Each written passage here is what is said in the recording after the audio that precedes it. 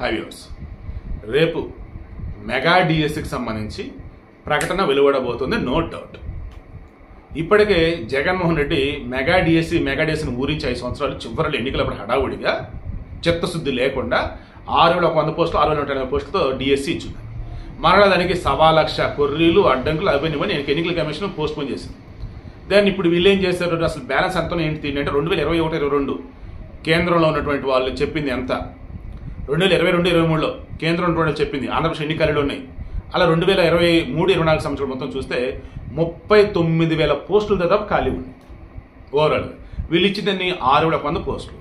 So ఇప్పుడు on average రఫ్గా మరల వీళ్ళు రిటైర్ అయ్యే వాళ్ళు కానీ అండ్ దాన్ని ఏమంటారు టెంపరీగా ఉండటమో ఏదో అంటారు కాంట్రాక్ట్ బేస్, మరి వాళ్ళు ఎవరు ఏంటని కానీ ఈ లెక్కలన్నీ తీస్తూ పోయినా ఐఎమ్ షూర్ మొన్న ఇచ్చిన 6,100 పోస్టులు ఇప్పుడు ఉన్నట్టు కలిపేసి 30,000 పోస్టులు తక్కువ, కనీసం 25,000 పోస్టులైనా.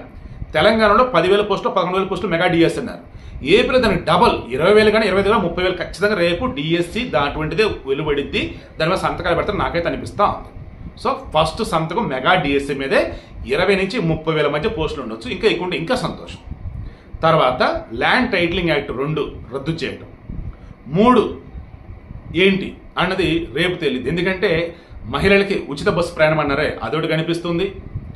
అండ్ మరి రాజధానికి సంబంధించి ఏదైనా బెస్ట్ చెప్పబోతారా, లేదన్నప్పుడు మందుకు సంబంధించా, ఇక చాలా ఉన్నాయి. 2 అయితే కన్ఫామ్, 3 ఏంటనేది రేపైతే తేలుతుంది. ఇక బస్సుకు సంబంధించి మహిళలకు ఉచిత బస్సు ప్రయాణం ఉండేటప్పటికీ తెలంగాణలో పడిన ఇబ్బంది ఏంటి, బస్సులు సరిపడా లేవు.